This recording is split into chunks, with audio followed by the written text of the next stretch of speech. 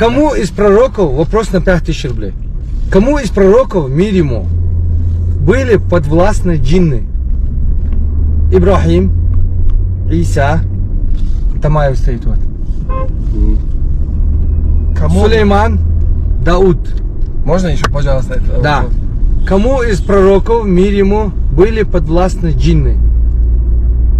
Подвластно, имеется Да. в плане разговаривать. Ну, он мог с ним контактировать, да. Как я, Сулейман вроде, я могу Подожди. ошибаться. Ибрахим, Иса,